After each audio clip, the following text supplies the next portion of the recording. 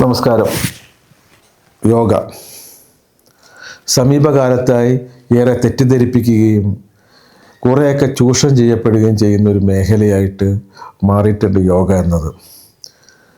യോഗ ചെയ്യണ്ട എന്നല്ല, യോഗ ചെയ്യുമ്പോൾ അല്പം ജാഗ്രതയും ഇതിൻ്റെ പശ്ചാത്തലമായ അറിവും ഉണ്ടായാൽ നന്നായിരിക്കും എന്നുള്ള സതുദ്ദേശത്തോടു കൂടിയിട്ടാണ് ഈ ഒരു എളിയ ദൗത്യത്തിന് മുതിരുന്നത്. ജൂൺ 21 അന്താരാഷ്ട്ര യോഗാ ദിനമായിട്ട് കൊണ്ടാടുന്നത്. ബഹുമാനപ്പെട്ട നമ്മുടെ പ്രധാനമന്ത്രി ശ്രീ നരേന്ദ്രമോദി അവർകൾ ഐക്യരാഷ്ട്രസഭയിൽ അവതരിപ്പിച്ച ഒരു പ്രമേയമാണ് അന്താരാഷ്ട്ര യോഗാ ദിനമായിട്ട് ആചരിക്കുവാൻ ഇടയാക്കിയത്. ഏറെ എതിർപ്പൊന്നുമില്ലാതെ വളരെ പെട്ടെന്ന് ഒരു 6 മാസം കൊണ്ടാണ് ഒരു ഐക്യരാഷ്ട്രസഭ ഒരു പ്രമേയം അവതരിപ്പിച്ചാൽ ചർച്ചയും അതിൻ്റെ മുകളിൽ വാദപ്രതിവാദങ്ങളുമായിട്ട് 1, 2, 3 കൊല്ലമൊക്കെ നീണ്ടുപോകുമ്പോൾ 6 മാസം കൊണ്ടാണ് അന്താരാഷ്ട്ര യോഗാ ദിനമായി ആചരിക്കാനുള്ള അംഗീകാരം ഐക്യരാഷ്ട്രസഭ കൊടുത്തത്. ഇതിന് വേണ്ടി യത്നിച്ച യുഗപ്രതാപികൾക്ക് സാദരം പ്രണാമം അർപ്പിച്ചുകൊണ്ടാണ് നമ്മൾ തുടങ്ങുന്നത്. അപ്പോൾ എന്താണ് യോഗ? യോഗ എന്നാൽ അതിൻ്റെ അർത്ഥം ചേരുക, ഒന്നിക്കുക എന്നാണ്. യോഗാനന്തരം, കരയോഗം എന്നീ പദങ്ങൾ നമുക്ക് സുപരിചിതമാണ്. അപ്പോൾ എന്താണ് ഒന്നിക്കേണ്ടത്? മനസ്സിൻ്റെയും ശരീരത്തിൻ്റെയും സമംഗളകരമായ ഒന്നിപ്പിക്കൽ, ഇതാണ് യോഗ. മറ്റൊരു വ്യാഖ്യാന പ്രകാരം അഗ്നിപുരാണം 372 അധ്യായത്തിൽ പറയുന്നത്, ജീവാത്മ പരമാത്മ തമ്മിലുള്ള ഒരു ഐക്യപ്പെടൽ, അതായത് ബ്രഹ്മത്തിൽ മേലുള്ള ഏകാത്മകത, ഈ സമരഞ്ജസപ്പെടൽ തന്നെയാണ് ജനിമൃതികളുടെ കർമ്മബന്ധത്തിൽ നിന്നും ആത്യന്തികമായ മോക്ഷത്തിലേക്ക് നയിക്കാനിടയാക്കുന്ന ആന്തരികോർജത്തിന് ഹേതുവാകുന്നത്. അതിനായി സ്വദേഹത്തെ ക്രിയാത്മകമായി പരിമപ്പെടുത്തലാണ് അടിസ്ഥാനപരമായി യോഗീവര്യന്മാർ യോഗയിലൂടെ അനുവർത്തിക്കുന്നത്. അപ്പം ജീവാത്മ പരമാത്മ എന്ന അമൂർത്തമായ പരികൽപ്പന പരമ്പരാഗതമായ ക്ലാസിക് ഭാവനയായതുകൊണ്ട് ആധുനിക ശാസ്ത്രത്തിൻ്റെ പരിമാണ മാനദണ്ഡങ്ങൾക്ക് വഴങ്ങുന്നതല്ല. തന്നെ ചേതനാത്മകമായ ഒരു ആന്തരിക അതിസൂക്ഷ്മ ശരീരം ബോധാത്മകമായി തന്നെ പ്രവർത്തിക്കുന്നു എന്ന് അനുഭവപ്പെടുത്തിക്കൊണ്ട് മാത്രമേ ന്യൂറോൺസിന് പ്രവർത്തിക്കാൻ പറ്റുള്ളൂ. ഇത് അതുകൊണ്ട് തന്നെ നമുക്ക് ജീവാത്മ എന്ന് പറയുന്ന ഒരു ഭാവന അധിഷ്ഠിതമായിട്ടുള്ള കോൺസെപ്റ്റുമായിട്ട് അംഗീകരിക്കാൻ പറ്റില്ല. പിന്നെ മനസ്സും ശരീരവും തമ്മിലുള്ള ഏകാത്മകത. അപ്പം എന്താണ് മനസ്സ്? മനസ്സ് എന്ന് പറഞ്ഞാൽ ആധുനിക ന്യൂറോ സയൻസ് പ്രകാരം mind is what brain does എന്നാണ്. മസ്തിഷ്കം എന്താണോ ചെയ്യുന്നത് അത് തന്നെയാണ് മനസ്സ്. ഈ മസ്തിഷ്കം തന്നെയാണ് ശരീരവും. ശരീരത്തിൽ നിന്നും വേറിട്ടൊരു എൻറ്റിറ്റി മനസ്സിനില്ല എന്നുള്ളതാണ് ആധുനിക ശാസ്ത്രപ്രകാരം നമ്മൾ മനസ്സിലാക്കേണ്ടത്. യോഗാചാര്യനായ പതഞ്ജലി മഹർഷിയുടെ യോഗസൂത്രത്തിൽ പറയുന്നത് ചിത്തവൃത്തി നിരോധ എന്നാണ്. ചിത്തവൃത്തി എന്നാൽ അന്ധക്കരണാത്മകമായിട്ടുള്ള വ്യവഹാര പരിണാമമാണ്. അതായത് മനസ്സിൻ്റെ പ്രവർത്തനം, അതിനെ നിരോധിക്കുക. നമുക്ക് മനസ്സിൻ്റെ പ്രവർത്തനത്തെ നിരോധിക്കുക അസാധ്യമാണത്. മനസ്സാണെങ്കിൽ ഇങ്ങനെ ഓരോ കാട്ടിലും മേട്ടിലും നേച്ചിലും ഒക്കെ ആയിട്ട് ഇങ്ങനെ പാറിപ്പറന്നുകൊണ്ട് നടക്കും. അതിൻ്റെ പ്രവർത്തനത്തെ നിരോധിക്കുക എന്ന് പറഞ്ഞാൽ അത് എത്രമാത്രം ബാലിശമാണ് എന്നുള്ളതാണ്. മനസ്സിൻ്റെ പ്രവർത്തനത്തെ നിരോധിച്ചുകൊണ്ടല്ല, നിയന്ത്രിച്ചുകൊണ്ടാണ്. നമുക്ക് പല ആഗ്രഹങ്ങളുണ്ടാവും, മോഹങ്ങളുണ്ടാവും, സ്വപ്നങ്ങളുണ്ടാവും. ഇതിനൊക്കെ നിയന്ത്രിച്ചു കൊണ്ടാണ് നമ്മൾ ഉത്കൃഷ്ടമായിട്ടുള്ള സാമൂഹ്യ ജീവിതം കെട്ടിപ്പടുക്കുന്നത്. പൗരാണികമായ ക്ലാസിക് യോഗയും അതിൻ്റെ പ്രകൃതം അനുസരിച്ച് പ്രധാനമായി 2ആയിട്ടാണ് തിരിച്ചിരിക്കുന്നത്. ഒന്ന് രാജയോഗമെന്നും 2 ഖഡയോഗമെന്നുമാണ്. യോഗാചാര്യനായ പതഞ്ജലി മഹർഷിയുടെ യോഗസൂത്ര അത് ഏകദേശം ഒരു 4-ാം നൂറ്റാണ്ട് വിരചിക്കപ്പെട്ടതാണ്. അതിനെ ആധാരമാക്കിയിട്ടുള്ള യോഗക്രിയകൾ ഉൾപ്പെടുന്നതാണ് രാജയോഗം. നമ്മുടെ സ്വാമി വിവേകാനന്ദൻ ഇതിൻ്റെ ഒരു വളരെയധികം തീക്ഷ്ണമായിട്ടുള്ളൊരു പ്രണേതാവായിരുന്നു. രണ്ടാമതായി ഖഡയോഗം. ഖഡയോഗം എന്ന് പറഞ്ഞാൽ ഏകദേശം ഒരു 13 നൂറ്റാണ്ട് മുതൽ 17-ാം നൂറ്റാണ്ട് വരെ എഴുതപ്പെട്ടിട്ടുള്ള ഖഡയോഗ പ്രദീപിക, ഖരണ്ഡ സംഹിത, ശിവസംഹിത, ഗോരക്ഷ സംഹിത തുടങ്ങിയ ഗ്രന്ഥങ്ങളെ അടിസ്ഥാനപ്പെടുത്തിയിട്ടുള്ള യോഗയാണ് ഖഡയോഗം എന്ന് പറയുന്നത്. നമുക്കറിയാം 18-19 നൂറ്റാണ്ടുകളിൽ സമൂഹത്തിൻ്റെ പൊതുധാരയിൽ നിന്നും മാറി ഒറ്റപ്പെട്ട് ജീവിച്ചിരുന്ന ഒരു വിഭാഗം ആളുകളുണ്ടായിരുന്നു, ഖഡയോഗികൾ. മേലെല്ലാം ഭസ്മം പൂശി ജരാനരകളുമായി മുഷിഞ്ഞ് നാറിയ വസ്ത്രമുടുത്ത് ഭിക്ഷാന്തേഹികളായിട്ട് അലഞ്ഞു തിരിഞ്ഞ് നടന്നിരുന്ന ഒരു വിഭാഗമായിരുന്നു അവർ. പൊതുസമൂഹം ഇവരെ ആട്ടി ഓടിക്കുമായിരുന്നു, കാരണം കുട്ടികളെ തട്ടിക്കൊണ്ടുപോകും എന്നെല്ലാം ആശങ്കപ്പെട്ടുകൊണ്ട്. ഇവരുടെ ഈ പാർശ്വവൽകൃതമായിട്ടുള്ള ഈ സാമൂഹ്യ അവസ്ഥയെ നിന്നും ഉദ്ധരിക്കാൻ വേണ്ടി ബ്രിട്ടീഷുകാരൊരു കൽക്കട്ടയിലൊരു ശ്രമം നടത്തിയപ്പോൾ ഒരു സന്യാസി സമരം നടത്തിക്കൊണ്ടാണ് ഇവർ അതിനെ പ്രതിരോധിച്ചത്. ഹ എന്ന ശബ്ദത്തിൻ്റെ അർത്ഥം സൂര്യനെന്നും ഠ എന്ന ധാതുവിൻ്റെ അർത്ഥം ചന്ദ്രനെന്നുമാണ്. ഹ ഠ എന്ന ശബ്ദതന്തുവിൽ സൂര്യനും ചന്ദ്രനും സമ്മേളിക്കുന്നു. അനന്തരമായി ശക്തിമത്തായ ഒരു ചൈതന്യ പ്രവാഹത്തിന് നന്ദി കുറിക്കുന്നു. ഇതിനായി ശരീരചലനങ്ങളെ ആസനയോഗയിലൂടെ നിയന്ത്രിച്ചും പ്രാണായാമത്തിലൂടെ ശ്വാസത്തെ നിയന്ത്രിച്ചും മുദ്രയിലൂടെ ബീജനിരോധനം ചെയ്തും ചിത്ത നിയന്ത്രണത്തിലൂടെ സമാധി പ്രാപിച്ചും മോക്ഷപ്രാപ്തി കരഗതമാക്കുക. ഇതാണ് ഖഡയോഗത്തിൻ്റെ കേന്ദ്രബിന്ദു. ആൽക്കമിക്കൽ ബോഡി എന്ന പുസ്തകത്തിൽ പറയുന്നത് ഖഡയോഗം ഒരു ഇറോട്ടിക്കോ മിസ്റ്റിക് പ്രാക്ടീസ് ആണെന്നാണ്. ഈ മാദകവാതകങ്ങളായ കാർബൺ ഡൈ ഓക്സൈഡിനെയും ഓക്സിജനെയും നിയന്ത്രിച്ചുകൊണ്ട് ഇങ്ങനെ മസ്തിഷ്ക മർദ്ദനം ചെയ്തുകൊണ്ടൊരു തരം ഡോപ്പമിൻ, ഒരു രക്താത്മകമായിട്ടുള്ള ഒരു ഡോപ്പമിൻ റിലീസ് ചെയ്തുകൊണ്ടൊരു ആനന്ദാനുഭൂതി. ഇത് ഖഡയോഗിയെ സാധാരണയായി പ്രാക്ടീസ് ചെയ്തുകൊണ്ടിരുന്നൊരു കാര്യമാണത്. ഓരോ രാത്രിയിലും പാലമൃത് പൊഴിച്ച് ചന്ദ്രൻ ആകാശത്ത് വിളങ്ങി നിൽക്കുന്നു. ഈ ചന്ദ്രൻ പൊഴിക്കുന്ന ഈ അമൃതിനെ അമൃത കുംഭത്തിലേക്ക് സ്വീകരിക്കുക എന്നുള്ളതാണ് ഓരോ ജീവികളും ചെയ്യുന്നത്. ഈ അമൃതിനെ ജഡരാഗ്നിയുടെ രൂപത്തിൽ ആമാശയത്ത് കുടികൊള്ളുന്ന സൂര്യന് കൊടുക്കാതെ, സൂര്യൻ ഭക്ഷിച്ച് നശിപ്പിക്കാതെ അമൃതകുംഭത്തിൽ തന്നെ ശിരോസ് ചക്രയിൽ തന്നെ നിലനിർത്താനായാൽ മരണം വരെ ഉണ്ടാകില്ല, ജരാനരകൾ ഉണ്ടാകില്ല എന്നൊക്കെയാണ് ഖഡയോഗികൾ വിശ്വസിച്ചിരുന്നത്. ഇതിനായിട്ട് ഖഡയോഗികൾ അനുവർത്തിച്ചിരുന്ന ഒരു മുദ്രയാണ് കേജരി മുദ്ര. കേജരി മുദ്ര എന്നാൽ നാക്കിൻ്റെ അടിവശത്തെ സാധനം നാക്ക് ചുരുട്ടി മുകളിലേക്ക് ഇങ്ങനെ അമൃത് കീഴ്പോട്ട് പോകുന്ന തടയാൻ വേണ്ടിയിട്ട് നാക്കിൻ്റെ അടിവശം ഒരു അല്പമായിട്ട് കട്ട് ചെയ്യും.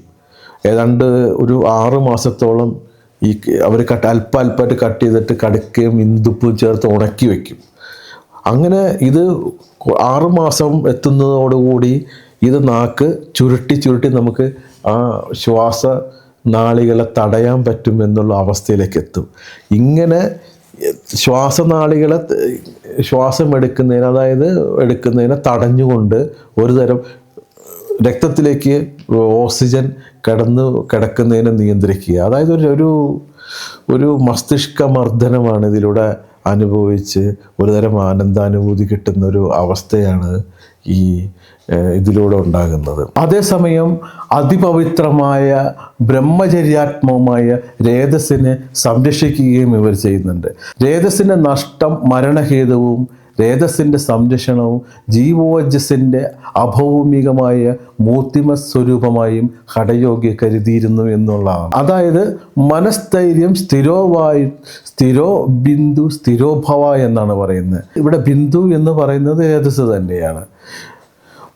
അത് മൂലാധാര ചക്രത്തിൽ നിന്നും രേതസ്സിനെ സുഷുമ്ന വഴി ഉരുട്ടിക്കയറ്റി സ്വാദിഷ്ടാനന്ദ ചക്ര, മണിപ്പൂരി ചക്രയും അനാഹൃത ചക്രയും മറ്റും കടന്ന് സഹസ്രാര ചക്രത്തിലേക്ക് എത്തിച്ച് സഹസ്രാര പത്മം വിരിയിച്ച് കുണ്ടലിനി ഉണർത്തി നിർവാണ സമാധി നിർവൃതിയടയുന്ന യോഗ ക്രിയയും യോഗികൾക്കിടയിൽ വ്യാപകമായിരുന്നു എന്നുള്ളതാണ്. പ്രാണായാമം യോഗയുടെ പ്രാണം തന്നെയാണത്. പ്രാണായാമം എന്നാൽ ശ്വാസ പ്രശ്വാസ സംയോഗോ ഗതി വിച്ഛേദ പ്രാണായാമ എന്നാണ്. അതായത് ശ്വാസത്തെയും ഉച്ഛ്വാസത്തിൻ്റെയും ഗതിയെ വിച്ഛേദിക്കുന്നതാണ് പ്രാണായാമ. ഓടിപ്പോയി പ്രാണായാമം ചെയ്യാൻ ആചാര്യൻ അനുവദിക്കുന്നില്ല. വ്യാസഭഗവാൻ അതിന് മുമ്പായിട്ടൊരു വാക്കും കൂടി ചേർക്കുന്നുണ്ട്.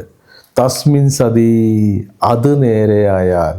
തസ്മിൻ സതി ശ്വാസപ്രശ്വാസ സംയോഗോ ഗതി വിച്ഛേദ പ്രാണായാമ എന്നാണ്. അതായത് എന്ത് നേരെയായാൽ യമ നിയമ ആസന സിദ്ധിക്ക് ശേഷം മാത്രമേ പ്രാണായാമം പാടുള്ളൂ എന്ന യമകാര്യങ്ങളാണ് 6 ഉണ്ട്. അത് ഒന്നാമത്തേതാണ് അഹിംസ. യാതൊരു തരത്തിലും ഒരു ജീവിയെയും ഹിംസിക്കാതിരിക്കുക. സത്യം, സമ്പൂർണമായും നേരോടെ ജീവിക്കുക, കളവ് പറയാതെ ഇരിക്കുക. അസ്തേയം, മറ്റുള്ളവരെ വഞ്ചിക്കാതിരിക്കുക. ബ്രഹ്മചര്യം, രേതസ്സിനെ തന്നിത്തന്നെ നിലനിർത്തുക. അപരിഗ്രഹ, ഭൗതിക വസ്തുക്കൾ യാതൊന്നും തന്നെ ആർജിക്കാതിരിക്കുക. ഇതൊക്കെയാണ് യമ കാര്യങ്ങൾ. അതുപോലെ തന്നെ നിയമകാര്യങ്ങളുണ്ട്. നിയമകാര്യങ്ങൾ ഒന്നാണ് ശൗചം, അടുത്തത് സന്തോഷം, തപസ്, സ്വാധ്യായം, ഈശ്വരപ്രണനിധാനം, ഇങ്ങനെ പോകുന്നതാണ് നിയമകാര്യങ്ങൾ. ഇതിന് ശേഷമാണ് ആസനങ്ങൾ പറയുന്നത്. നമ്മുടെ പരമായിട്ടുള്ള സമസ്യകളിൽ നിന്നും, കുടുംബ ബന്ധങ്ങളിൽ നിന്നും, രാഷ്ട്രീയം, പിന്നെ വിദ്യാഭ്യാസം, ഉത്തരവാദിത്വങ്ങൾ, കുടുംബപരമായ ഉത്തരവാദിത്വങ്ങൾ, ഇതിന്നെല്ലാം അകന്നു നിൽക്കുന്ന സന്യാസി വര്യന്മാരാണ് ഇതെല്ലാം ചെയ്യുന്നത്. അവർക്കാണ് ഇതെല്ലാം പൂർണ്ണമായും ചെയ്യാൻ സാധിക്കുന്നത്. ആധുനിക മനുഷ്യന് ചേർന്നതാണോ എന്നുള്ളത് ഒന്ന് ആലോചിക്കേണ്ട കാര്യമാണ്. നാഡീശുദ്ധി പ്രാണായാമ, അതായത് യോഗയുടെ പ്രാണം തന്നെയാണ് ഈ നാഡീശുദ്ധി പ്രാണായാമ എന്ന് പറയുന്നത്. മിക്കവാറും എല്ലാ യോഗ ഗുരുക്കളും ആദ്യം തന്നെ മൂക്ക് പിടിപ്പിക്കുക, ഇതാണ് ചെയ്യുന്നത്. അതായത് ഒരു മൂക്കിൽ കൂടി മറ്റൊരു മൂക്ക് അടച്ചു പിടിച്ച് ഒരു മൂക്കിൽ കൂടി ശ്വാസത്തെ ശക്തമായി വലിച്ചെടുത്ത് പിന്നെ ഈ അടുത്ത മൂക്കിൽ കൂടി ഇത് പുറത്തേക്ക് വിടുക. അത് ഇടപിംഗള നാഡികളിൽ കൂടി ശ്വാസം അകത്തേക്ക് പോയി ഈ നമ്മുടെ നാഡികളെ ശുദ്ധമാക്കുന്നു എന്നാണ് ഇതുകൊണ്ട് അർത്ഥമാക്കുന്നത്. പിംഗള നാഡികളൊന്നുമില്ല എന്നും ഈ ചക്രം ഒന്നും മനുഷ്യ ശരീരത്തിലില്ല എന്നും സ്വാമി ദയാനന്ദ സരസ്വതി അദ്ദേഹം ഗംഗയിൽ നിന്നും ശവശരീരങ്ങളെ വലിച്ചെടുത്ത് കീറി മുറിച്ച് മനസ്സിലാക്കി അദ്ദേഹം ഈ സാധനം തന്നെ ഉപേക്ഷിച്ച് കളഞ്ഞിരുന്ന കടയോഗ പ്രദീപിക വലിച്ചെറിഞ്ഞ് കളഞ്ഞ ഒരു സംഭവം ഉണ്ടായിട്ടുണ്ട്. അന്തരീക്ഷത്തിൽ 21% ഓക്സിജൻ ഉള്ളത്, 1% താഴെയാണ് കാർബൺ ഡൈ ഓക്സൈഡ് ഉള്ളത്, ബാക്കി നൈട്രജനും മറ്റു വാതകങ്ങളൊക്കെയാണ്. അപ്പോൾ ഈ പറഞ്ഞ 21% ഓക്സിജനിൽ നിന്ന് 6% ഓക്സിജനാണ് ശരീരത്തിൽ വലിച്ചെടുക്കുന്നത്. അതിൽ ഒരു ഹീമോഗ്ലോബിൻ തന്മാത്ര 4 ഓക്സിജൻ ആറ്റത്തെയാണ് ബോണ്ട് ചെയ്യുന്നത്. അത്ര കണ്ട് ശുഷ്കമായിട്ട് ഇത് പ്രവർത്തിക്കുമ്പോൾ ശ്വാസത്തെ അടക്കി പിടിച്ചിട്ട് ഉണ്ടാകുന്ന ഒരു ഓക്സിജൻ്റെ ലഭ്യതക്കുറവ് എത്രമാത്രം ബുദ്ധിമുട്ട് മസ്തിഷ്ക കോശങ്ങൾക്ക് ഉണ്ടാക്കും എന്ന് നിങ്ങൾ സങ്കല്പിച്ച് നോക്കിയാൽ മതി ഇതിൻ്റെ അശാസ്ത്രീയത മനസ്സിലാക്കാൻ. ഓക്സിജൻ്റെ പ്രവാഹം കുറയുമ്പോൾ തലച്ചോറിലുണ്ടാകുന്ന ഒരു തരിപ്പ്, ഒരു ആനന്ദം, ഇതൊക്കെയാണ് ഇതിൻ്റെ ഉണ്ടാകുന്നതായിട്ടാണ് കാണിക്കുന്നത്. അടുത്തത് കപാൽപാതി പ്രാണായാമ, ഭസ്ത്രിക പ്രാണായാമ. ഇതും സാധാരണയായിട്ട് യോഗ ഗുരുക്കൾ ഇപ്പോഴും ചെയ്യുന്നൊരു കാര്യമാണ്. അതായത് അതിശക്തമായിട്ട് ഈ ശ്വാസം അകത്തേക്ക് കയറ്റി അതിശക്തമായിട്ട് പുറത്തേക്ക് വിടുന്നൊരു പ്രക്രിയ. അതായത്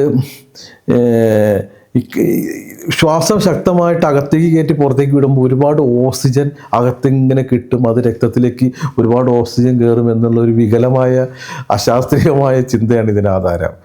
അപ്പോൾ ശരിക്കും പറഞ്ഞു കഴിഞ്ഞാൽ നമ്മൾ ശ്വസിക്കുന്നത് 1 മിനിറ്റിൽ 12 പ്രാവശ്യം മുതൽ 16 പ്രാവശ്യം വരെയാണ്. ഇത് പരിണാമപരമായിട്ട് മനുഷ്യൻ ആർജിച്ചെടുത്ത ഒരു സിസ്റ്റമാണത്.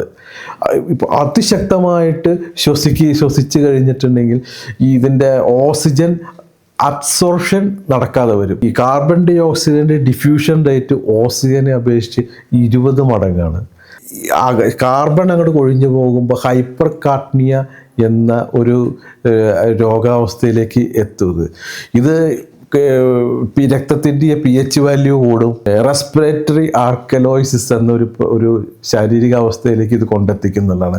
ഇത് രക്തക്കുഴലുകൾ ചുരുങ്ങിയ രക്തക്കുഴലിൽ കൂടി വളരെ കുറച്ച് മാത്രമേ ബ്ലഡ് സഞ്ചരിക്കുകയുള്ളൂ. ഓക്സിജൻ അതുപോലെ മസ്തിഷ്കത്തിലേക്ക് ലഭിക്കാതെ വരുമ്പോൾ ഒരുതരം മസ്തിഷ്ക മർദ്ദനം വഴി ആനന്ദാനുഭൂതി കിട്ടുന്ന ഒരു അവസ്ഥയാണ് ഈ ക്രിയയിലൂടെ സാധാരണയായിട്ട് സംഭവിക്കുന്നത് ശാസ്ത്രീയപരമായി. ഓട്ടോ ഇറോട്ടിക് ആസ്പിയേഷൻ, അതായത് തലച്ചോറിൻ്റെ ഓക്സിജൻ്റെ ലഭ്യത ഉറപ്പിച്ചുകൊണ്ട് ഡോപ്പമിൻ റിലീസ് ചെയ്യിച്ച് ഓർഗാസത്തിന് സമാനമായിട്ടുള്ള ആനന്ദാനുഭൂതി അനുഭവിക്കുക എന്നതാണ് ഒരു പ്രക്രിയയാണ് ഇത് ഓട്ടോ ഇറോട്ടിക് ആസ്പിയേഷൻ എന്ന് പറയുന്നത്. ഇതിൻ്റെ അടിവേര് കാണാവുന്ന ഈ പറഞ്ഞ യോഗാചര്യകളിലൊക്കെയാണ്. ഇതിൻ്റെ വേറെ രൂപം കുട്ടികൾ അപകടകരമായി ചെയ്യുന്നുണ്ട് എന്നുള്ളതാണ്. അതായത് ചോക്കിംഗ് ഗെയിം, കഴുത്തിലെ ജുഗുലാർ ഞരമ്പുകൾ ഞെക്കിപ്പിടിച്ചുകൊണ്ട് ബ്ലഡ് സർക്കുലേഷൻ കുറച്ച് തരം ആനന്ദാനുഭൂതി കണ്ടെത്തുന്ന ഒരു സമ്പ്രദായമാണത്. ഇപ്പോൾ കൊടുങ്ങല്ലൂർ ഇതേപോലെ 2 കുട്ടികൾ ഒരു സ്കൂളിലെ കുട്ടികൾ ചെയ്തിട്ട് അത് കുട്ടി കുഴഞ്ഞു വീഴുകയും രക്ഷിതാക്കൾ അത് കണ്ടു, അത് പ്രശ്നമൊക്കെ ആവുകയും ചെയ്ത കാര്യമാണ്, ഹോസ്പിറ്റലൈസ് ചെയ്ത കാര്യമാണ്. അപ്പോൾ അമേരിക്കയിൽ പലയിടത്തൊക്കെ കുട്ടികൾ ചെയ്യുന്നുണ്ട്. പക്ഷേ ഇത് അമേരിക്കൻ സർക്കാർ വളരെയധികം കരുതലോടെയാണ് ഇത് നോക്കിക്കാണുന്നത്. ഒരു നടനുണ്ടായിരുന്നു, ഇതിൻ്റെ പേര് ഓർമ്മയില്ല, ഒരു ഹോളിവുഡ് നടൻ. അദ്ദേഹം തായ്ലൻഡിൽ വെച്ച് കൊല്ലപ്പെട്ടത് ഈ ഒരു പ്രക്രിയ ചെയ്തുകൊണ്ടാണ്. ഓട്ടോ ഇറോട്ടിക് ആസ്പിയേഷൻ്റെ ആനന്ദം അനുഭവിക്കാൻ വേണ്ടിയിട്ട് അദ്ദേഹം കഴുത്തിൽ ഇങ്ങനെ കയറിട്ട് കുരുക്കി പിടിച്ച് ലൈംഗിക ബന്ധത്തിൽ ഏർപ്പെട്ടു, ഇരട്ടി ആനന്ദം അനുഭവിക്കാൻ വേണ്ടി. പക്ഷെ മരണപ്പെട്ടു പോയി എന്നുള്ളതാണ്. അടുത്തത് ആസനം. ശരീരത്തിലെ എല്ലാ വ്യവസ്ഥകൾക്കും പ്രയോജനം ലഭിക്കത്തക്ക വിധം ശരീര ഘടകങ്ങളെ സുഖപ്രദമായ നിലയിൽ വയ്ക്കുന്നതാണ് ആസനം എന്നതുകൊണ്ട് ഉദ്ദേശിക്കുന്നത്. സ്വാസ്ഥ്യവും നിശ്ചലത്വവും ചേർന്നാണ് ആസനം രൂപപ്പെടുന്നത്. ആത്മീയ ശരീരത്തിനും ഭൗതിക ശരീരത്തിനും മധ്യേ ഉണ്ടാക്കുക എന്നതാണ് ആസനയോഗയുടെ ലക്ഷ്യപ്രാപ്തിയായിട്ട് കാണുന്നത്. പക്ഷേ ഈ പതഞ്ജലി മഹർഷി തൻ്റെ യോഗസൂത്രയിൽ പറയുന്നത് സ്ഥിരം സുഖം ആസനം എന്നൊരൊറ്റ ക്രിയയെപ്പറ്റി അടങ്ങാണ്ട് അവിടെ ഇരിക്കുക. സ്ഥിരം സുഖം ആസനം, ഇതാണ് പതഞ്ജലി മഹർഷി ആസനത്തെ പറ്റി പറയുന്നത്. ഘടയോഗ പ്രദീപികയിൽ 15 ആസനങ്ങളെ പറ്റി പറയുന്നുണ്ട്. കരണ്ട സംഹിതയിൽ 32 ആസനങ്ങളെ പറ്റി പറയുന്നുണ്ട്. അതുപോലെ തന്നെ ശിവസംഹിതയിൽ സിദ്ധാസനം, പത്മാസനം, ഉഗ്രാസനം, സ്വസ്തികാസനം തുടങ്ങിയ 4 ആസനങ്ങൾ മാത്രമേ പറഞ്ഞിട്ടുള്ളൂ. ഗോരക്ഷാ സംഹിത എന്ന ഗ്രന്ഥത്തിൽ 84 ആസനങ്ങൾ കാണുന്നു. പിന്നെ ഭക്തിയോഗം, ഗീതയിലെ ഭക്തിയോഗം, കർമ്മയോഗം, ജ്ഞാനയോഗം, രാജയോഗം എന്നീ യോഗകളെക്കുറിച്ച് പറയുന്നുണ്ടെങ്കിലും ഈ ആസനയോഗയെ പറ്റിയൊന്നും പറയുന്നില്ല. ഒരു പുരാണത്തിലും ഒരു സ്മൃതികളിലൊന്നും ആസന യോഗയെപ്പറ്റി യാതൊന്നും തന്നെ കാര്യമായിട്ട് ഒരു വിശദമായ സൂചനകളൊന്നും തരുന്നില്ല. എന്നാൽ ആധുനിക യോഗ ഗുരുവായിട്ടുള്ള BKS അയ്യങ്കാറിലേക്ക് എത്തുമ്പോൾ 200-ൽ പരം യോഗ ആസനങ്ങളാണ് കാണാൻ സാധിക്കുന്നത്. ഇപ്പോൾ ശ്രീ രവിശങ്കറിൻ്റെ സുദർശനക്രിയ ഒരു യോഗാസനം തന്നെയാണ്. ഇഷാ ഗുരുവിൻ്റെ ഇഷാ യോഗ ആസനമാണ്. ഇങ്ങനെ യോഗാസനങ്ങൾ ഇങ്ങനെ ഓരോരുത്തരായിട്ട് ഇങ്ങനെ കണ്ടുപിടിച്ചുകൊണ്ടിരിക്കുക. കണ്ടുപിടിക്കുകയാണ്. ഇപ്പോൾ ബിക്രം ചൗധരിയുടെ ഹോട്ട് യോഗ, പവർ യോഗ, ഇതെല്ലാം അദ്ദേഹം പേറ്റൻ്റ് എടുത്ത് വികസിപ്പിച്ചെടുത്തതാണ് ഇതെല്ലാം. അപ്പം നമ്മളിപ്പോൾ എത്ര യോഗാസനമുണ്ട് എന്ന് ചോദിച്ചാൽ അതിന് ഉത്തരവില്ല. കാരണം ഈ ഒരു നിമിഷത്തിൽ വരെ ചിലപ്പോൾ ഒരു പക്ഷേ ഒരാളുകൾ യോഗാസനം വികസിപ്പിച്ചുകൊണ്ട് കണ്ടുപിടിക്കുകയാണ്. യോഗാസനം കണ്ടുപിടിക്കുന്ന ആളുകൾ അനാട്ടമിയിൽ ആതുര സേവന രംഗത്ത് പ്രവർത്തിച്ച ആളുകളൊന്നുമല്ല. അവർക്ക് ഇന്ന രോഗത്തിന് ഇന്ന യോഗാസന എന്ന് പറഞ്ഞ് അവർ അങ്ങോട്ട് ഐക്യകണ്ഠേന അങ്ങോട്ട് തീരുമാനിക്കുകയാണ്. ഇങ്ങനെയാണ് ആധുനിക യോഗാസനങ്ങൾക്ക് ഇത്ര പ്രചാരത്തിലേക്ക് വന്നുകൊണ്ടിരിക്കുന്നത്. യോഗ എന്നാൽ ആസന യോഗ എന്ന ഒരു അവസ്ഥയിലേക്ക് യോഗ ചുരുങ്ങി പോവുകയാണ് ചെയ്തത്. പല യോഗാസനങ്ങളും അപകടകരം തന്നെയാണ്. ഒന്ന് സർവാംഗാസന. അയ്യങ്കാർ പ്രിൻസ് ഓഫ് ആസന എന്നാണ് ഇതിന് ഓമന പേരിട്ട് വിളിച്ചിരിക്കുന്നത്. സർവാംഗാസന എന്ന് പറഞ്ഞാൽ തല കുത്തി ഒരു 90 ഡിഗ്രി കഴുത്തിങ്ങനെ ഒടിച്ച് കാല് മേൽപോട്ട് വയ്ക്കുന്ന ഒരു ആസനമാണ് സർവാംഗാസന എന്ന് പറയുന്നത്. ഇത് എത്രകാലം അപകടകാരിയാണ് എന്ന് പാശ്ചാത്യ ന്യൂറോ സയൻറ്റിസ്റ്റായിട്ടുള്ള റിച്ചി റസൽ അത്ഭുതപ്പെട്ടു പോകുന്നുണ്ട്. 7 കശേരികൾക്കിടയിലൂടെയാണ് തലച്ചോറിലേക്കുള്ള ശുദ്ധരക്ത വാഹിനിയായിട്ടുള്ള വെർട്ടിബിൾ ആർട്ടറി കടന്നു പോകുന്നത്. 7 കശേരികൾക്കിടയിലൂടെയാണ് കടന്നു പോകുന്നത്. ഈ കശേരികൾക്ക് എന്തെങ്കിലും വളവോ ഒടിവോ ഇങ്ങനെ സ്ഥാനഭ്രംശനമോ ഉണ്ടായാൽ ഈ വെർട്ടിബിൾ ആർട്ടറി കൂടി ഉള്ള രക്ത ഓട്ടം ബ്രെയിനിലേക്ക് കിട്ടാതെ വരികയും അപ്പോഴുണ്ടാകുന്ന അവസ്ഥ ഒരു പക്ഷേ മരണം വരെ സംഭവിക്കാം, ചിലപ്പോൾ കോമയോ കിടക്കാം. ചെയ്യണമെന്ന് നിർബന്ധമാണെങ്കിൽ വളരെ ശ്രദ്ധയോടെ ചെയ്യേണ്ട ഒരു ആസനയോഗയാണ്. അത്ര പണ്ട് അപകടകരമായ ഒരു ആസനയോഗയാണ് സർവാംഗ യോഗ എന്ന് പറയുന്നത്. അടുത്താണ് ശീർഷാസന. ശീർഷാസന എന്നാൽ കിങ് ഓഫ് ആസന എന്നാണ് അയ്യങ്കാർ ചെല്ലപ്പേരിട്ട് വിളിച്ചിരിക്കുന്നത്. അപ്പോൾ ഇത് തലകുത്തി നിൽക്കലാണ്. തലകുത്തി നിന്ന് കാല് മേൽപോട്ടാക്കുന്ന ഒരു ആസനക്രിയയാണ് ശീർഷാസന. ഇത് തലകുത്തി നിൽക്കുമ്പോൾ ഈ മനുഷ്യൻ പരിണാമപരമായിട്ട് നട്ടെല്ല് നിവർന്ന് നിൽക്കുന്ന ഒരു ജീവിയായിട്ടാണ് പരിണാമപരമായിട്ട് ഇവോൾവ് ചെയ്തു വന്നത്. ഈ ഹൃദയം ബ്ലഡ് മുകളിലേക്ക് ആണ് പമ്പ് ചെയ്യുന്നത്. കീഴ്പോട്ടേക്ക് ഗ്രാവിറ്റേഷണൽ ഫോഴ്സ് വഴി ആണ് ഒഴുകി കാലിലെത്തുകയും കാലിൻ്റെ മസ്കുലർ പമ്പുകൾ വഴി പിഴിഞ്ഞ് മുകളിലേക്ക് കയറ്റുകയും ചെയ്യുകയാണ് ചെയ്യുന്നത്. അപ്പോൾ ഇതിന് വിരുദ്ധമായിട്ട് തലച്ചോറിനെ കീഴ്പോട്ടാക്കിയാൽ തലച്ചോറിലേക്ക് ബ്ലഡ് അമിതമായിട്ട് ഇരച്ചു കയറും എന്നുള്ളൊരു മൂഢവിശ്വാസമാണ് ഇതിന് പിന്നിൽ. സത്യത്തിൽ 100 ഗ്രാം ബ്രെയിനിൽ 51 മുതൽ 54 മില്ലി ബ്ലഡ് മാത്രമേ വന്ന് നിൽക്കുള്ളൂ ഒരു മിനിറ്റിൽ. അതാണ് ഓട്ടോ റെഗുലേറ്ററി സിസ്റ്റമാണിത്. ഇതൊരിക്കലും അങ്ങോട്ടോ ഇങ്ങോട്ടോ കൂടില്ല. അപ്പോൾ ഇത് തലകുത്തി നിൽക്കുമ്പോൾ ഈ ബ്ലഡിൻ്റെ ഈ പ്രത്യേകത കൊണ്ട് കണ്ണ് ചുമക്കുന്നത് കാണാം. ഇങ്ങനെ റെറ്റിനൽ ഡിറ്റാച്ച്മെൻറ്റ് വരെ വരും എന്നാണ് ഇതിൻ്റെയായിട്ട് ബന്ധപ്പെട്ട പഠനങ്ങൾ പറയുന്നത്. മെഡിറ്റേഷൻ. ഇത് യോഗയുമായിട്ട് ബന്ധപ്പെട്ട് എല്ലാവരും ചെയ്യുന്നൊരു കാര്യമാണ് ധ്യാനം, മെഡിറ്റേഷൻ എന്ന് പറയുമ്പോൾ. അപ്പോൾ എന്താണ് മെഡിറ്റേഷൻ? ഇത് ചിന്തകളിൽ മേലുള്ള ഏകാഗ്രതയാകുന്നു. സത്തയുടെ തനത് രൂപത്തിൽ മനസ്സിനെ ഏകാഗ്രമാക്കി സത്തയെ തിരിച്ചറിയുന്നതാണ് മറ്റൊരു നിർവചനപ്രകാരം ധ്യാനം എന്ന് പറയുന്നത്. ബുദ്ധ പാരമ്പര്യത്തിൽ നിന്നാണ് ഈ മെഡിറ്റേഷൻ യോഗയിലേക്ക് കടന്നു വരുന്നത്. ഇത് ഏറെ നേരം ഏകാഗ്രതയോടുകൂടി എല്ലാ ചിന്തകളെയും എല്ലാ മാനസിക വ്യാപാരങ്ങളെയും നിയന്ത്രിച്ചുകൊണ്ട് ഈ ഏകാഗ്രതയോടെ ഒരു സ്ഥലത്ത് നിശ്ചലമായി ഇരുന്നാൽ ഒരുപാട് മാനസിക പ്രശ്നങ്ങൾക്ക് ഉണ്ടാകും, ഒരുപാട് ന്യൂറോ പ്രശ്നങ്ങൾക്ക് ഇടയാകും എന്നുള്ളതാണ് ഒരു വസ്തുത. അതായത് മനുഷ്യ മസ്തിഷ്കത്തിൻ്റെ ടെമ്പറൽ ലോബിൻ്റെയും പെരിറ്റൽ ലോബിൻ്റെയും ഇടയിലുള്ള പ്രദേശമാണ് ടെമ്പറൽ ഓഫ് പെരിറ്റൽ ലോബ് ജംഗ്ഷൻ. അവിടെയാണ് അസോസിയേഷൻ ഓഫ് ഓറിയൻറ്റേഷൻ ഏരിയ സ്ഥിതി ചെയ്യുന്നത്. സ്ഥലകാല തിരിച്ചറിവ്, എൻ്റെ ശരീരം, എൻ്റെ കൈകൾ, ഊഷ്മളമായിട്ടുള്ള ചില ബന്ധങ്ങൾ, ഇതെല്ലാം അനുഭവിപ്പിക്കുവാനുള്ള ന്യൂറോ ട്രാൻസ്മിഷൻസ് നടക്കുന്നത് ഇവിടെയാണ്. ഇവിടുത്തെ പ്രവർത്തനം കൊണ്ടാണ് സ്വത്വബോധം, സെൻസ് ഓഫ് സെൽഫ് ഉണ്ടാകുന്നത്. തൻ്റെ ശരീരം വിന്യസിക്കുമ്പോഴുണ്ടാകുന്ന ഒരു ത്രിമാന അവബോധം ഉണ്ടാക്കുക എന്നുള്ളതാണ് ഈ ഒരു മസ്തിഷ്ക ഏരിയയുടെ പ്രധാന ചുമതല എന്ന് പറയുന്നത്. കണ്ണുകളൊക്കെ അടച്ച് ഏറെ നേരം ഇരിക്കുമ്പോൾ ഈ മസ്തിഷ്ക ഏരിയയിലുള്ള ന്യൂറോൺ സംവിധാനം തകരാറിലാവും.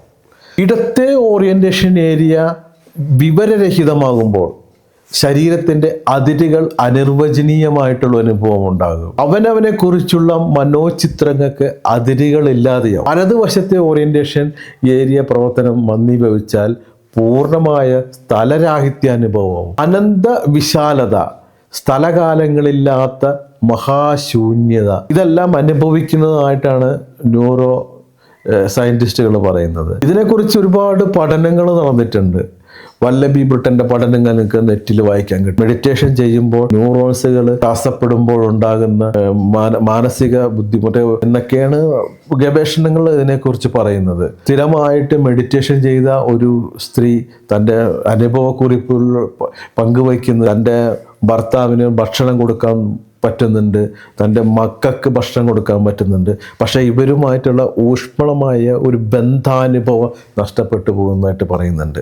മെഡിറ്റേഷൻ ചെയ്യുന്നതിന് മുമ്പ് ഇതെല്ലാം മനസ്സിൽ വെച്ച് മെഡിറ്റേഷൻ ഒരു പരിധി നിശ്ചയിച്ച് ചെയ്യുന്നതായിരിക്കും ഉത്തമം എന്നാണ് എനിക്ക് ഈ ഒരു അവസരത്തിൽ പറയാനുള്ളത്. യോഗയും ധ്യാനവും ചെയ്യേണ്ടത് പരമ്പരാഗതമായ ഗുരുക്കന്മാർ പറഞ്ഞു വച്ചിരിക്കുന്നത് 4 ചാൺ വീതിയും നീളവുമുള്ള ഒരു കുടിസ് മുറിക്കകത്തായിരിക്കണം എന്നാണ്. ചാണകം കൊണ്ട് മെഴുകിയിരിക്കണം. പ്രാണി, പക്ഷി, കീട ശല്യങ്ങളൊന്നും ഉണ്ടാകരുത്. മുറി നന്നായി അടച്ചു പൂട്ടി എല്ലാ ദ്വാരങ്ങളും ചാണകം കൊണ്ട് അടയ്ക്കണം.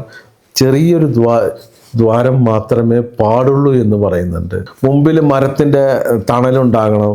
നന്നായി ഭക്ഷണം കിട്ടുന്ന സ്ഥലമൊക്കെ ആയിരിക്കണം. മറ്റാരും തന്നെ ഉണ്ടാകരുത്, ഏകാന്തത നഷ്ടപ്പെടും. ഇതൊക്കെയാണ് യോഗ ചെയ്യുമ്പോൾ ഉണ്ടാകേണ്ട സാഹചര്യത്തെപ്പറ്റി ആചാര്യന്മാർ പറഞ്ഞു വച്ചിരിക്കുന്നത്.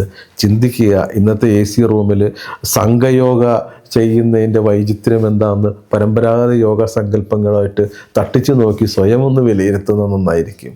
9 അന്തരായങ്ങളെപ്പറ്റി യോഗാചാര്യർ പറയുന്നുണ്ട്. അന്തരായങ്ങൾ എന്ന തടസ്സം, യോഗ ചെയ്യാൻ പാടില്ലാത്ത തടസ്സങ്ങളാണ് അന്തരായങ്ങൾ. അതിലൊന്നാണ് വ്യാധി. വ്യാധി എന്ന് വെച്ചാൽ രോഗം. വയ്യാത്ത പട്ടി കയ്യാല കയറണ്ട എന്നാണ് പറയുന്നത്. ഈ രോഗമുള്ളപ്പോൾ വിലക്കുകളാണ് ആചാര്യം ചെയ്തിരിക്കുന്നത്. ഇപ്പോൾ രോഗം മാറാൻ നിങ്ങൾ യോഗ ചെയ്യൂ എന്ന അവസ്ഥയിലേക്ക്. രണ്ടാമത്തേതാണ് ധ്യാനം. ധ്യാനം എന്നാൽ മടിയുള്ളവർ ഒരു കാരണവശാലും യോഗ ചെയ്യാൻ പാടില്ല. അടുത്തതാണ് സംശയ. എൻ്റെ വണ്ണം കുറയുമോ, എൻ്റെ അസുഖം മാറുമോ എന്നുള്ള സംശയങ്ങളുണ്ടെങ്കിൽ ഒരു കാരണവശാലും യോഗ ചെയ്യരുതെന്നാണ് ആചാര്യം പറഞ്ഞു വച്ചിരിക്കുന്നത്. അടുത്തതാണ് പ്രമാദം. യോഗ ചെയ്യുമ്പോൾ മനസ്സ് ഇരുത്താൻ പറ്റാതെയാകുക. അതായത് TV ഒക്കെ കണ്ടുകൊണ്ട് യോഗ ചെയ്യാൻ പാടില്ല. ഇങ്ങനെയാണ് അന്തരായങ്ങൾ പോകുന്നത്. അപ്പോൾ നമ്മൾ ആധുനികമായിട്ട് നമ്മൾ ചെയ്യുന്ന യോഗയുടെ അന്തരായങ്ങളും യോഗ ചെയ്യേണ്ട സാഹചര്യങ്ങളെപ്പറ്റി മഹർഷിമാർ പറഞ്ഞു വച്ചിരിക്കുന്നു എന്ന് ആലോചിച്ച് നോക്കുക. അടുത്താണ് സൂര്യനമസ്കാരം. സൂര്യനമസ്കാരം സാധാരണ എല്ലാ യോഗ ഗുരുക്കളും പരിശീലിപ്പിക്കുന്ന ഒരു ക്രിയയാണത്. ഇത് പൗരാണിക സംബന്ധമായി ഏൻഷ്യൻ ട്രഡീഷണൽ മിസ്റ്റിക് യോഗ എന്നൊക്കെ പറഞ്ഞിട്ടാണ് ഇത് പ്രചരിപ്പിക്കുന്നത്. പൗരാണികമായ ഋഷിഭോക്ത സംസ്കാരത്തിൽ നിന്നും ഉരുത്തിരിഞ്ഞു വന്നത് എന്നെല്ലാം ആണ് ഇതിൻ്റെ പ്രചരണായുധം. സത്യത്തിൽ ഒരു പുരാണത്തിലും ഒരു ശാസ്ത്രങ്ങളിലും എവിടെയും തന്നെ ഇപ്പോൾ നിലനിൽക്കുന്ന സൂര്യനമസ്കാരം പ്രതിപാദിക്കുന്നേയില്ല എന്നുള്ളതാണ് സത്യം. ഇതൊരു 19-ാം നൂറ്റാണ്ടിൻ്റെ ഉൽപ്പന്നമാണത്. നമുക്കറിയാം 18-19 നൂറ്റാണ്ടുകൾക്കിടയിൽ ജീവിച്ചിരുന്ന പ്രഷ്യക്കാരനായ ഒരു ബോഡി ബിൽഡറായിരുന്നു യൂജിൻ സാൻഡോ. എല്ലാവരും വിസ്മയിപ്പിച്ച, അത്ഭുതപ്പെടുത്തിയ, കൊതിപ്പിച്ച ഒരു ശരീര സൗകുമാര്യ കലയുടെ പ്രണേതാവായിരുന്നു അദ്ദേഹം. വളരെ എഡിസൺ തന്നെ തൻ്റെ ക്യാമറയിൽ ആദ്യമായിട്ട് എടുത്ത ചിത്രം തന്നെ യുജിസാൻഡോയുടെ ചിത്രങ്ങളാണ്. എല്ലാവരെയും ഭ്രമിപ്പിക്കുകയും അയാളുടെ യുവത്വത്തെ മുഴുവൻ ഒറ്റ ശ്വാസത്തിൽ ഭ്രമിപ്പിച്ചിരുന്ന ഒരു ബോഡിയായിരുന്നു യൂജിസാൻഡോയുടേത്. അക്കാലത്തെ പ്രധാനപ്പെട്ട ഉൽപ്പന്നങ്ങളെല്ലാം വിറ്റഴിച്ചിരുന്നത് ഈ യൂജിസാൻഡോയുടെ ബോഡി ഷോ വെച്ചുകൊണ്ടുള്ള ചിത്രങ്ങളായിരുന്നു. ഈ യൂജിസാൻഡോയുടെ കടുത്ത ആരാധകനായിരുന്നു ഔന്ദിലെ രാജാവ്. ഔന്ത് എന്ന് പറഞ്ഞാൽ പൂനെയ്ക്ക് അടുത്തുള്ള ഒരു ചെറിയൊരു രാജ്യമായിരുന്നു അത്. അദ്ദേഹം പണ്ഡിറ്റ് പ്രതിനിധി രാജ എന്നാണ് അദ്ദേഹത്തിൻ്റെ പേര്. അദ്ദേഹം യൂജിസാൻഡോയുടെ കടുത്ത ആരാധകനായിരുന്നു. യൂജിസാൻഡോയുടെ പോലെയുള്ള ശരീര സൗകുമാര്യ കല തൻ്റെ ദേശത്ത് പ്രചരിപ്പിക്കുവാൻ അദ്ദേഹം വളരെ ശ്രദ്ധിച്ചിരുന്നു. അദ്ദേഹം ഈ യൂജിസാൻഡോയുടെ ബോഡി ബിൽഡിംഗ് പുസ്തകങ്ങൾ കപ്പൽ മാർഗം വരുത്തി അദ്ദേഹം വായിക്കുകയും അത് പ്രചരിപ്പിക്കുകയും ചെയ്തു. തൻ്റെ രാജ്യത്ത് യുവാക്കൾക്കിടയിൽ നല്ലൊരു ശരീര സൗകുമാര്യ കല ഉണ്ടാകുന്നതിന് വേണ്ടി അദ്ദേഹം അക്ഷീണം പ്രയത്നിച്ച ഒരു മനുഷ്യനായിരുന്നു ഈ പണ്ഡിറ്റ് പ്രതിനിധി രാജ. പക്ഷേ സാധാരണക്കാർക്ക് ഈ യൂജിസാൻഡോൻ്റെ ഈ ശരീര ബോഡി ബിൽഡിംഗ് ഉപകരണങ്ങൾ വിലക്കൂടുതൽ കൊണ്ട് അപ്രാപ്യമായതിനാൽ പണ്ഡിറ്റ് പ്രതിനിധി രാജ സ്വന്തം നിലയിൽ വികസിപ്പിച്ച ഒന്നാണ് സൂര്യ നമസ്കാരം എന്ന ശരീര ആയാസകല എന്ന് പറയുന്നത്. 1913-14 കാലഘട്ടങ്ങളിലാണ് ഈ സൂര്യ നമസ്കാരം അതിൻ്റെ പൂർണ്ണതോതിൽ പുറത്തു വരുന്നത്. ആ ഒരു കാലഘട്ടത്തിൽ ഈ യോഗയിൽ നിന്നും സൂര്യ നമസ്കാരം പൂർണ്ണമായും വേറിട്ട നിന്നിരുന്നത്. ഈ രാജശാസ്ത്രങ്ങളിൽ നമുക്ക് കാണാൻ സാധിക്കും ഈ യോഗയും സൂര്യ നമസ്കാരവും എന്നാണ് പറയുന്നത്.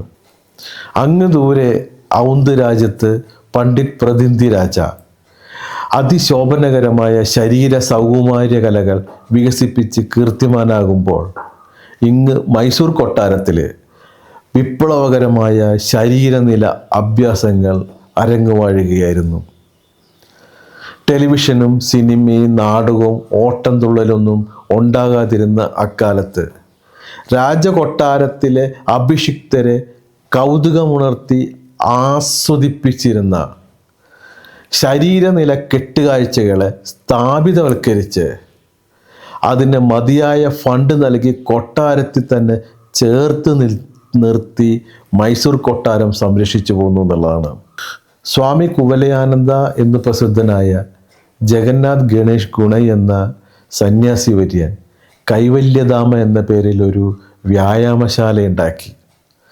യോഗയും ശാസ്ത്രവും സംയോജിപ്പിച്ച് ഒരു ദേശീയ ശാരീരിക സംസ്കാരത്തിന് ചുക്കാൻ പാകി എന്നുള്ളതാണ് സത്യം. ദേശീയ നേതാക്കളായ നെഹ്റുവും മഹാത്മാഗാന്ധിയും ഈ ആശ്രമം സന്ദർശിക്കുകയും ദേശീയ തലത്തിൽ പ്രചരിപ്പിക്കുകയും ചെയ്തു എന്നുള്ളതാണ്. ഈ കാലത്താണ് മൈസൂർ കൊട്ടാരത്തിൽ കൃഷ്ണരാജ ഒഡേർ രാജാവ് കാശിയിൽ വെച്ച് കൃഷ്ണമാചാര്യ കണ്ടുമുട്ടുന്നത്. അദ്ദേഹത്തെ വളരെ താല്പര്യം തോന്നി രാജാവ് തൻ്റെ കൊട്ടാരത്തിലേക്ക് അദ്ദേഹത്തെ ക്ഷണിച്ചു കൊണ്ടുവരികയും കൊട്ടാരത്തിൽ ഒരു വ്യായാമശാല ഉണ്ടാക്കാനുള്ള സൗകര്യം ഉണ്ടാക്കി കൊടുക്കുകയും ചെയ്തു. ഇദ്ദേഹം പിന്നീട് പല യോഗ അഭ്യാസ ശാലകളൊക്കെ സന്ദർശിക്കുകയുണ്ട്. തൻ്റെ ഹിമാലയൻ ടിബറ്റ് യാത്രയിൽ അനവധി സന്യാസിമാരെ കാണുകയും അവരുമായിട്ടൊക്കെ ജ്ഞാനം പങ്കിടുകയും ചെയ്തിരുന്നു എന്നുള്ളതാണ്. ഇദ്ദേഹം ബ്രിട്ടീഷ് സൈനിക വ്യായാമങ്ങളും തെക്ക് പടിഞ്ഞാറൻ ഇന്ത്യയിലെ പ്രാദേശിക ഗുസ്തി ജിംനാസ്റ്റിക് പാരമ്പര്യത്തെയും യോഗയുമായി ചേർത്ത് ഒരുതരം സംയോജിത കായിക പ്രദർശന രൂപം ഉണ്ടാക്കുകയാണ് ചെയ്തത്. ഈ കൃഷ്ണമാചാര്യ ശിഷ്യരാണ്, പ്രധാന ശിഷ്യന്മാരാണ് BK അയ്യങ്കാർ, പട്ടാഭി ജോയ്സ്, ഇന്ദിരാദേവി എന്നിവർ. ഇന്ദിരാദേവിന് അദ്ദേഹം ഒരു കടുത്ത പുരുഷ ആധിപത്യ മനോഭാവമുള്ള വ്യക്തിയായിരുന്നു. ഇന്ദിരാദേവിനെ തൻ്റെ ശിക്ഷഗണങ്ങളിൽ ഉൾപ്പെടുത്താൻ അദ്ദേഹം ആദ്യം തയ്യാറായിരുന്നില്ല. പിന്നെ അദ്ദേഹം മഹാരാജാവ് വഴി സമ്മർദ്ദത്തിലാക്കിയിട്ടാണ് ഇന്ദിരാദേവിനെ അദ്ദേഹത്തിൻ്റെ ശിഷ്യങ്ങളിൽ ഉൾപ്പെടുത്തുന്നത്. ഈ ഇന്ദിരാദേവിയാണ് മെർലിൻ മൺറോ ഒക്കെ ആയിട്ട് വളരെ അടുത്ത ബന്ധമുണ്ടായിരുന്ന അവരാണ് ആ യൂറോപ്യൻ രാജ്യങ്ങളിൽ ഈ പോസ്റ്റർ യോഗയെ കൊണ്ടുപോയി വളർച്ചയിലേക്ക് എത്തിച്ചത്. 1947 ഇന്ത്യ സ്വാതന്ത്ര്യം പ്രാപിച്ചു. മൈസൂർ കൊട്ടാരവും പാടെ ചിന്നിച്ചിതറി ഇല്ലാതെയായിപ്പോയി. ഔന്ത് രാജവംശവും ഇല്ലാതെയായിപ്പോയി. അതോടുകൂടി യോഗ എന്ന ഒരു കലാരൂപത്തിന് ഫണ്ട് ലഭിക്കാതെ വന്നു. യോഗ പർണശാലകൾ പലതും അതോടുകൂടി വരുമാനമില്ലാതെ ക്ഷയിക്കാൻ തുടങ്ങി. നിത്യവൃത്തിക്ക് ഒരു ഗതിയില്ലാതായപ്പോൾ കൃഷ്ണമാചാര്യർ ഇതെല്ലാം ഉപേക്ഷിച്ചുകൊണ്ട് നേരെ ചെന്നൈയിലേക്ക് തീവണ്ടി കയറുകയാണ് ഉണ്ടായത്. അങ്ങനെ കുറേ വർഷക്കാലം ആരാലും ശ്രദ്ധിക്കപ്പെടാതെ യോഗ നിശ്ചലാവസ്ഥയിൽ മൃതപ്രായമായി കിടന്നു എന്നുള്ളതാണ് സത്യം. ഇതിനിടയ്ക്കാണ് യോഗ ഒരു പ്രത്യേക രൂപസ്വഭാവം കൈവരിക്കുന്നത്. നമ്മൾ പുഷ്പങ്ങൾ വിറ്റഴിക്കാൻ ആരോമ തെറാപ്പി കൊണ്ടുവന്നതുപോലെ, സംഗീതം വിറ്റഴിക്കാൻ മ്യൂസിക് തെറാപ്പി കൊണ്ടുവന്നതുപോലെ, യോഗ വിറ്റഴിക്കാൻ ഒരു തെറാപ്യൂട്ടിക്കൽ യോഗ അത് വികസിപ്പിക്കാൻ ഇതുമായിട്ട് ബന്ധപ്പെട്ടുകൊണ്ട് BKS അയ്യങ്കാർ തയ്യാറായത്. അദ്ദേഹം തൻ്റെ ലൈറ്റ്സ് ഓൺ യോഗ പ്രകാശനം ചെയ്തു. ബേഡൻ ബൗണ്ട് ഡ്രില്ലിൽ നിന്നും ജിംനാസ്റ്റിക്കിൽ നിന്നും പല അഭ്യാസ മുറകളും ബ്രിഡ്ജ് എക്സസൈസിൽ നിന്നുമൊക്കെ പല അഭ്യാസങ്ങളെല്ലാം യോഗയുമായിട്ട് കൂട്ടിച്ചേർത്തുകൊണ്ട് പുതിയ പോസ്റ്റർ യോഗകൾ ഡിസൈൻ ചെയ്ത് ഇന്ന യോഗ ഇന്ന രോഗത്തിന് ഉത്തമമാണ് എന്ന് പ്രചരിപ്പിച്ചുകൊണ്ട് അദ്ദേഹം ലോകപ്രശസ്തനായി തീരുന്നു എന്നുള്ളതാണ്. എല്ലാ പാശ്ചാത്യ ലോക രാജ്യങ്ങളിലെല്ലാം BKS അയ്യങ്കാർക്ക് തൻ്റെ യോഗ പ്രദർശിപ്പിക്കുവാനുള്ള ഒരു വേദി എപ്പോഴും ഉണ്ടായിരുന്നു. BKS അയ്യങ്കാരുടെ അഭൂതപൂർവമായിട്ടുള്ള സ്വീകാര്യത, ആഗോള വ്യാപകമായിട്ടുള്ള അദ്ദേഹത്തിൻ്റെ വളർച്ച, അദ്ദേഹത്തിൻ്റെ ബഹുജനങ്ങൾക്കിടയിലുള്ള ആരാധന, ഇതെല്ലാം കണ്ട് അതിൽ അഭിപ്രേരിതനായിട്ടാണ് ബിക്രം ചൗധരി ബിക്രം യോഗയും ഹോട്ട് യോഗയും പവർ യോഗയുമായിട്ടൊക്കെ രംഗത്ത് വരുന്നത്. അദ്ദേഹം 40 ഡിഗ്രി വിയർത്ത് കൊളിപ്പിച്ചിട്ടാണ് യോഗ ചെയ്യുന്നത്. അദ്ദേഹം പറഞ്ഞൊരു പ്രസിദ്ധമായ വാക്കുണ്ട്, yoga is A natural Viagra. അതായത് അത് തന്നെയാണ് പാശ്ചാത്യ ജനസമൂഹത്തിന് യോഗയിൽ നിന്ന് വേണ്ടത്. അദ്ദേഹം അത് വേണ്ടുവോളം കൊടുത്തുകൂടി അദ്ദേഹം വളർന്നു. അദ്ദേഹത്തിന് വളർച്ചയുടെ ഉത്തുംഗ ശൃംഗത്തിൽ അദ്ദേഹം എത്തി. അദ്ദേഹത്തിന് ലക്ഷക്കണക്കിന് സ്ക്വയർ ഫീറ്റുള്ള ആഡംബര ബംഗ്ലാവ്, റോയ്സ് എണ്ണമറ്റ റോയ്സ് കാറുകൾ, ഒരു ദ്വീപ് സ്വന്തമായിട്ടുണ്ട്, 2 ലക്ഷം അനുയായികളുണ്ട്. വിക്രം ചൗധരി ഇങ്ങനെ വാനോളം വളർന്നു. കോടി രൂപയുടെ ആസ്തി. ഇതിൽ പ്രചോദനമുണ്ട് ഉൾക്കൊണ്ടുകൊണ്ടാണ് ബാബ രാംദേവ്, ശ്രീ രവിശങ്കർ ഇവരെല്ലാം രംഗപ്രവേശനം ചെയ്യുന്നത്. അങ്ങനെ യോഗ ആഗോള വ്യാപകമായിട്ടുള്ള വൻ വ്യവസായമായിട്ട് വളർന്ന് പന്തലിച്ച് നിൽക്കുകയാണ്. ഇപ്പോൾ അവർ പ്രചരിപ്പിക്കുന്നത് യോഗ ഉത്തമ വ്യായാമമാണ് എന്നാണ്. യോഗ ഉത്തമ വ്യായാമമാണോ? യോഗ ഒരു കാലത്തും ഉത്തമ വ്യായാമമായിരുന്നില്ല. ചിത്തവൃത്തി നിരോധ എന്ന് പറയുന്നിടത്ത് എവിടെയാണ് വ്യായാമം? സ്ഥിരം സുഖം ആസനം എന്ന് പറയുന്നിടത്ത് എവിടെയാണ് വ്യായാമം? ധ്യാനിച്ചും മെഡിറ്റേഷൻ ചെയ്തും ഒക്കെ അടങ്ങി ഒതുങ്ങി ഇരിക്കാനാണ് പഴയ കാലത്ത് യോഗ പരിശീലിപ്പിച്ചത്. യോഗ അവതരിപ്പിക്കുമ്പോൾ അത് വ്യായാമേ ആയിരുന്നില്ല. പിന്നീട് യോഗ വ്യായാമമാക്കിക്കൊണ്ട് അതിനെ വിറ്റഴിക്കാനുള്ള ശ്രമങ്ങളാണ് നടത്തിയിട്ടുള്ളത്. എല്ലാം അന്താരാഷ്ട്ര മാനദണ്ഡം അനുസരിച്ച് 3 വിധത്തിലുള്ള എക്സസൈസാണ് വേണ്ടത്. ഒന്നാമത്തേത് കാർഡിയോ വാസ്കുലർ എക്സസൈസ്. അത് ഓടുക, ചാടുക, നീന്തുക, ഹൃദയം നന്നായിട്ട് പിടിക്കണം, രക്തം നന്നായിട്ട് പമ്പ് ചെയ്യണം. 60% കാർഡിയോ വാസ്കുലർ എക്സസൈസ്, അത് എയറോബിക് എക്സസൈസാണ് വേണ്ടത് ഒരു മനുഷ്യന്. 30% വേണ്ടത് സ്ട്രെങ്തനിങ് എക്സസൈസ് ആണ്. ജിംനാസ്റ്റിക്, ഈ പുഷപ്പ് പോലെയുള്ള ബോഡിയെ സ്ട്രെങ്തൻ ചെയ്യാനുള്ള എക്സസൈസാണ് വേണ്ടത്. 10%, വെറും 10%മാണ് സ്ട്രെച്ചിങ് എക്സസൈസ് പറഞ്ഞിരിക്കുന്നത്. ഇത് 10% അതിലാണ് യോഗ ഉൾപ്പെട്ടിരിക്കുന്നത്. ഇത് വേണമെന്ന് ഒരു നിർബന്ധമില്ല. ഇതിൻ്റെ പ്രയോജനം മറ്റു 2 കിട്ടുന്നതുകൊണ്ട് യോഗ ഒരു അപ്രസക്തമായ കാര്യമാണെന്നാണ് പറയാം എക്സസൈസിൻ്റെ കാര്യത്തിൽ. അതേസമയം യോഗ ഇത്രമേൽ ആകർഷകമായിട്ട് വരാനുള്ള കാരണം നമുക്ക് യോഗയിലൂടെ എല്ലാവിധ രോഗങ്ങളെ ശമിക്കുമെന്ന്, സർവ്വരോഗശമിനിയാണെന്ന് പ്രചരിപ്പിക്കുന്നു. കൂടാതെ രാവിലെ എണീറ്റ് നടക്കുമ്പോൾ പട്ടികടി കൊള്ളണ്ട, പൂച്ചകടി കൊള്ളണ്ട, പാമ്പ് കടി കൊള്ളണ്ട, കഷ്ടപ്പെടണ്ട, ഓടണ്ട, ഒരു മുറിക്കകത്തിരുന്ന് സമാധാനമായിട്ട് ഒരുപാട് ആളുകളുമായിട്ട് പാട്ട് കേട്ട് വലിയ ബുദ്ധിമുട്ടില്ലാതെ ചെയ്യാമെന്നുള്ളത് കൊണ്ടാണ് യോഗ ഇത്ര കണ്ട് ജനകീയമായത്. കൂടാതെ പരബ്രഹ്മവുമായിട്ട് എന്തെങ്കിലും വൈഫൈ കണക്ഷൻ ഉണ്ടെങ്കിൽ അതും കൂടി ഇങ്ങോട്ട് പോരട്ടെ. അതാണ് യോഗയുടെ സർവസമ്മതിയും സർവജന സ്വീകാര്യത എന്ന് പറയുന്നത്. യോഗ ചെയ്യണ്ട എന്നല്ല, യോഗ നിങ്ങൾക്ക് ചെയ്യാം.